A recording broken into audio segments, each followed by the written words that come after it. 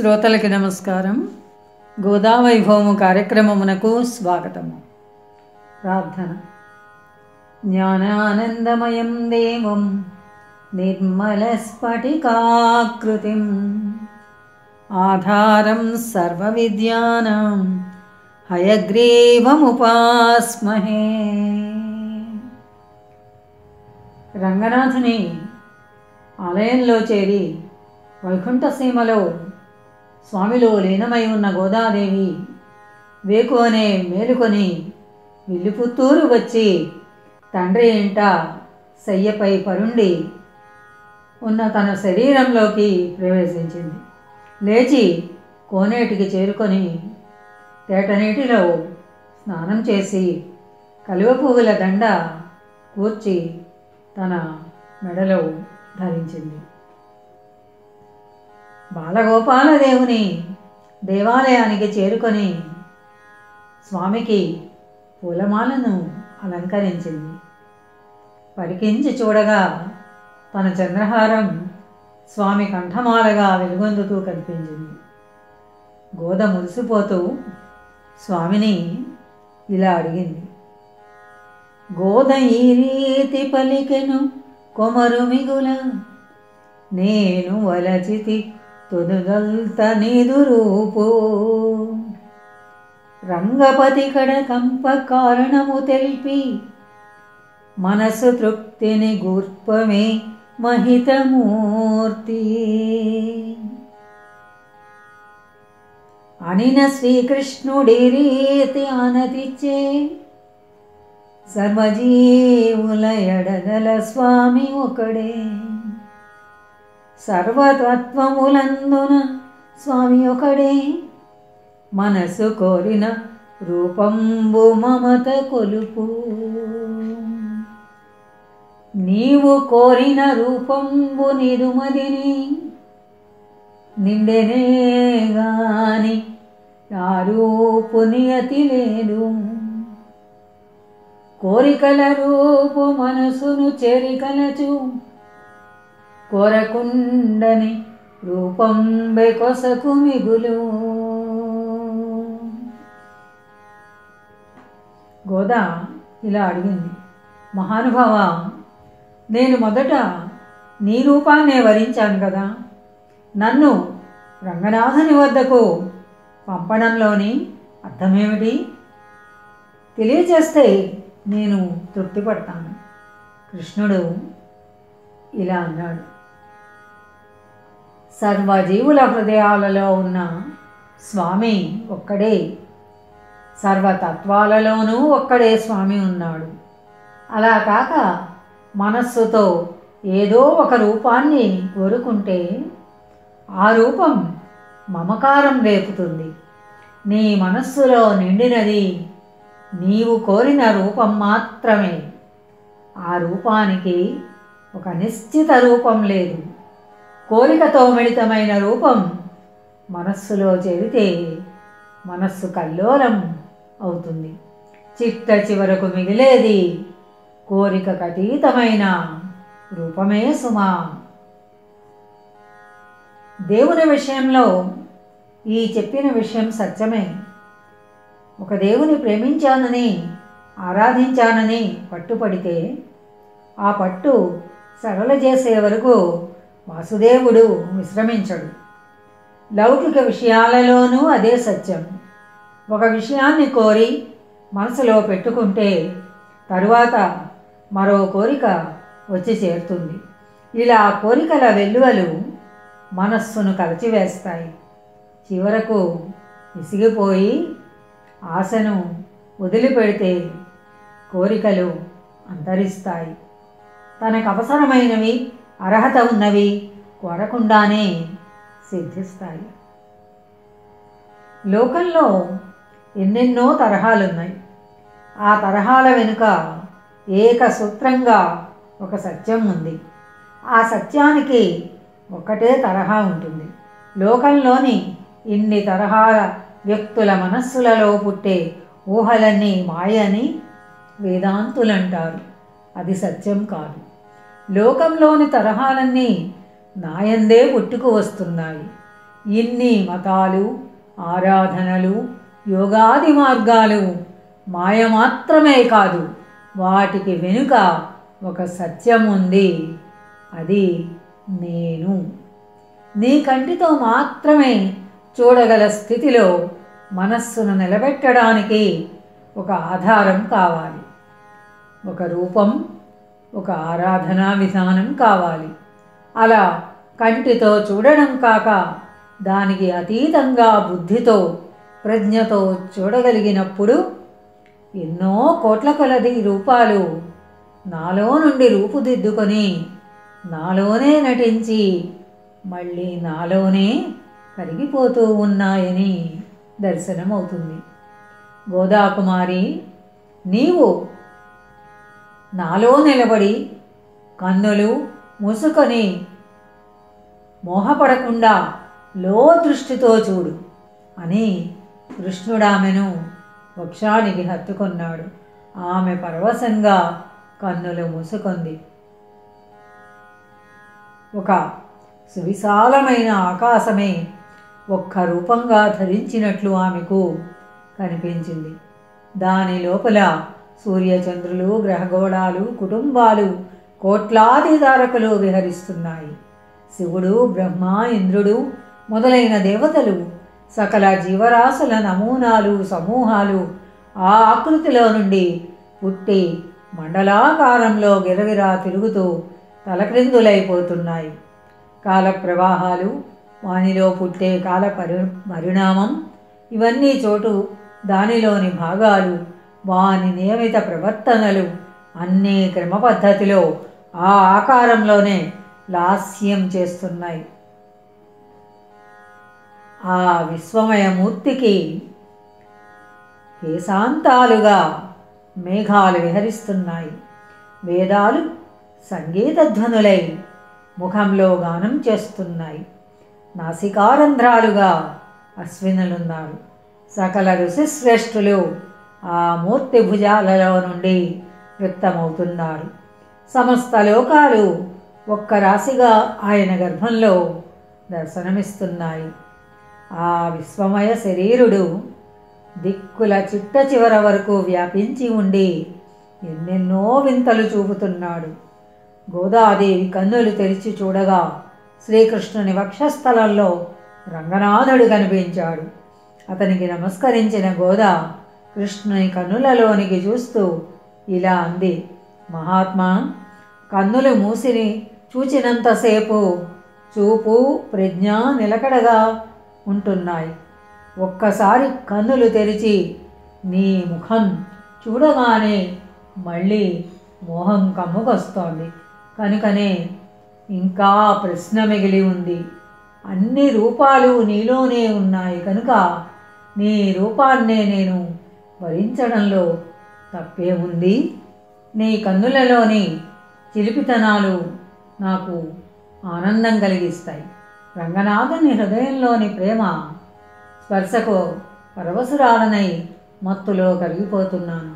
అయినా నేను నీ రూపవైభవంలో నిలిచి ఉండాలని నా కోరిక అనిన శ్రీకృష్ణుడనియే నీ నాది నుండి నా కనుల ముందున పెరిగినావు గనుక నీకు నన్వరించుట నియతి కాదు, రంగపతి కోరి నీకు చేరంగ నియతి అవును. నీవు వలచిన రూపంబు నీకు తోచు, అతడు నేనును నీకు వేరనగలేదు. లోకమున మేము వేరైనా నీకు కాదు, నిల్పెదను రంగపతిపై నేనేదు మనసు. గోదాదేవి మాటలు కృష్ణుడు ఇలా అన్నాడు, నీవు చిన్నతనం నుండి నా కన్నుల ముందే పెరిగావు కనుక నీవు నన్ను వరించడం పద్ధతిగా ఉండదు. రంగనాథునే ఇష్టపడి వరించడం నీకు సరైన పద్ధతిగా ఉంటుంది. నీవు ప్రేమించిన రూపమే నీకు కనబడుతుంది. లోకం దృష్టిలో నేను రంగనాథుడు వేరు కావచ్చు, కానీ నీకు మాత్రం నేను వేరు అతడు వేరు అని లేదు, ఇద్దరము నీకొక్కటే. ఇంకా నా పైన మనసు పడుతున్నావు కదా, ఇక నుండి నీ మనస్సును రంగనాథని పైన నిలబెడతాను. శ్రీకృష్ణుడు గోదతో ఇలా అంటూ ఉండగా విష్ణు చిత్తులు స్వామిని సేవించుకోవడానికి విచ్చేశారు. భక్తితో తలవంచి గొంతెత్తి స్తోత్రం చేస్తూ వికసించిన ముఖంతో ఎదుట నిలబడ్డారు ఆయన. ఆయనను చూచి స్వామి చిరునవ్వుతో, సరసమూర్తి విష్ణుచిత్త, నీకు సంతోషమైందా? ఇంకా ఏమైనా సందేహం మిగిలి ఉందా అన్నాడు. విష్ణుచిత్త మునీంద్రుడు ఆనందంతో పులకించిపోయి నమస్కరించారు. తండ్రి, నా మనస్సులో ఆనంద సముద్రం నిండిపోయింది. ఇప్పుడు చేయవలసినదేమిటో నిశ్చయించు, నిర్ణయించు. నేనేమి చేయాలో ఆజ్ఞాపించు. నిర్ణయం నీదే, ఆచరణ మాత్రమే నాది. సర్వము నిర్వహించే కర్తవు నీవే ప్రభు. విష్ణుచిత్తుని ఇలా విన్నవించగానే శ్రీకృష్ణుడు ఇలా అన్నాడు. శ్రీ రంగనాథుడు నీ కుమార్తెను వరించాడు. నీ కుమార్తె కూడా రంగనాథుని వక్షస్థలంలో శ్రీవత్సం అనే గృహంలో నివాసం పొందింది. కనుక రంగనాథునికి ఆహ్వానం పంపు. అతనికి నీ కన్యనిచ్చి నా సన్నిధిలో భోగి పండుగ నాడు సకల వైభవాలతో వివాహం జరిపించు. సకల దేవతలు మహర్షులు ఆ వివాహానికి సాక్షులుగా ఉంటారు. అప్పుడు విష్ణుచిత్తుడు ఇలా అన్నాడు. ధర్మమూర్తి, నిన్నగాక మొన్న ద్వాపరయుగం చివర అవతరించిన చిన్నవాడవు నీవు. మరి రంగనాథుడు ఎప్పటివాడో, ఎలా ఉంటాడో ఆలోచించావా? ఆయన వయసులో చాలా పెద్దవాడు. శ్రీరామచంద్రునికే ఇలవేల్పు అయినవాడు రంగనాథుడు. రామ పట్టాభిషేకానంతరం విభీషణుడు లంకకు తరలి వెడుతూ ఉంటే రాముడతనికి రంగనాథుని కానుకగా ఇచ్చి పంపాడు. శ్రీరాముడే అన్నమాట ఏమిటి? రాముని పూర్వులు దశరథుడు, అజుడు, రఘువు, దిలీపుడు మొదలైన వారందరూ రంగనాథుని పూజించారు. అంత ముసలివాడు రంగనాథుడు. గోదమ్మ కూడా నీ రూపాన్నే ప్రేమించింది కదా. కొద్దిగా ఆలోచించి చూడు. ఈ ఘట్టంలో ఇదొక చిత్రమైన చర్చ. అమ్మాయికి పెళ్లి సంబంధం ఆలోచించేటప్పుడు వరుని వయస్సును, అమ్మాయికి అతనికి వయసులో ఉండవలసిన ఈడు జోడు చర్చకు వస్తాయి. వధూవరుల మధ్య 2-3 ఏళ్ల అంతరం ఉన్నదా, 30-40 ఏళ్ల అంతరం ఉందా అని మాత్రమే చర్చలు జరుగుతాయి. ఇక్కడ మాత్రం 5000 సంవత్సరాలు, 5 మహాయుగాలు, భూమి పుట్టక ముందు కాలాన్ని గురించి చర్చలు జరుగుతాయి. ఇదొక చక్కని వేడుక. ఇలా అడిగినవాడు పుణ్యమూర్తి అయిన విష్ణుచిత్తుడు. కృష్ణుడిలా అన్నాడు. గోద నన్ను చేరుకొంది, కానీ నేను రూపానికి అతీతుడను. శ్రీరంగని వక్షంలో శ్రీవత్సమనే రమ్యమైన కేంద్రంలో స్థానాన్ని సంపాదించుకున్న గోద అక్కడే విశ్రాంతి చెందింది. నేను నిన్నగాక మొన్న ద్వాపరాంతంలో అవతరించానంటివే, అది సత్యం కాదు. ప్రతి కల్పంలోనూ ఒక్కొక్క సూర్యుడు పుడుతూ ఉన్నప్పుడు అతనికన్నా ముందే నేనక్కడ ఉండి యోగాన్ని ఉపదేశిస్తూ ఉంటాను. కనుక ఈ సూర్యుడు పుట్టక ముందే పుట్టిన నేను చాలా ముసలివాడు. మరి సూర్యుని తరువాత ఎన్నో మన్వంతరాలకు భూమి పుట్టింది. ఆ తరువాత భూమిపైకి అవతరించిన వాడు రంగనాథుడు. కనుక అతడు భూదేవి కన్నా కూడా చాలా చిన్నవాడు, గోదకు ఈడైనవాడు. కృష్ణుడి మాటలకు భక్తాగ్రగణ్యుడైన విష్ణుచిత్తుడు పకపకా నవ్వి ఇలా అన్నాడు. స్వామి, ఈ కాలదేశాల ఇరుకు చిక్కులు, మాయలెక్కలు నాకెందుకు? భాగవతంలో వ్యాసుడు రాసిన ఒక్క వాక్యాన్ని తమరు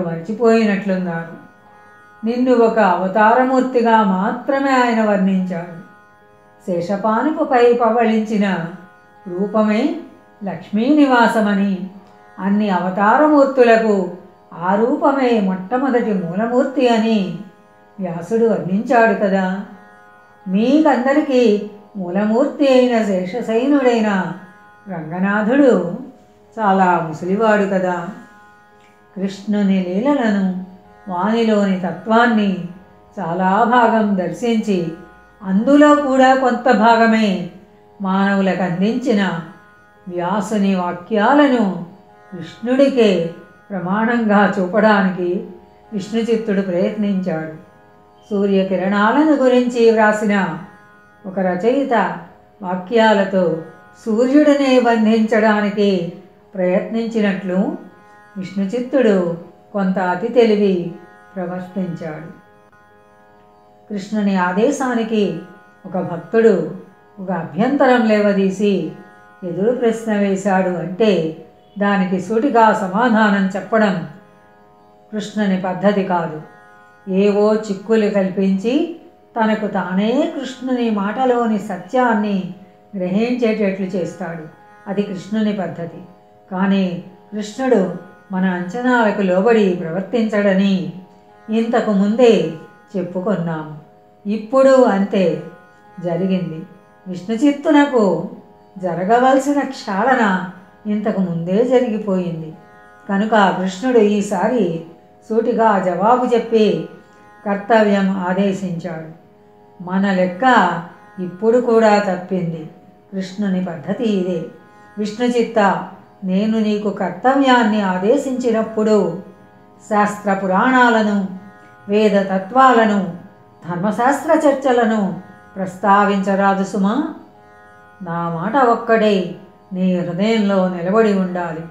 ఇలా గంభీరంగా కర్తవ్య బోధ చేసిన కృష్ణుడు విష్ణుచిత్తుని కార్యాచరణకు నియోగించబడ్డాడు. గోదాదేవి కూడా ఈ ప్రతిపాదనకు సమ్మతించి ప్రశాంతమూర్తి అయి రంగపతి వక్షస్థలంలో ఆ రాత్రి అంతా విశ్రమించింది. మేలుకొని ఉన్నప్పుడు మనస్సులో కలిగే వికల్పాలన్నీ ఉపశమించిన స్థితిలో గోదాదేవి ఒక దివ్యానుభూతిలో తేలిపోయింది. అటువంటి 22వ రాత్రి భక్తవరులకు శుభములు కలిగించుగాక. మనము రేపు విష్ణుచిత్తుల వారు అందరినీ పెండ్లికి ఆహ్వానిస్తారు. అది చక్కగా దర్శిద్దాము. మోహనవాణి తెలుగు పాడ్కాస్ట్ వింటున్న శ్రోతలందరికీ హృదయపూర్వక ధన్యవాదాలు. ఏమండోయ్, ఇప్పటివరకు మన ఛానల్కి సబ్స్క్రైబ్ చేసుకోకపోతే ఈ క్షణమే వెంటనే సబ్స్క్రైబ్ చేసుకుని ఆ పక్క నుండి బెల్ బటన్ని మ్రోగించండి. అప్పుడు నేను చేసే అప్డేట్స్ అన్నీ మీ ముందు ప్రత్యక్షమవుతాయి.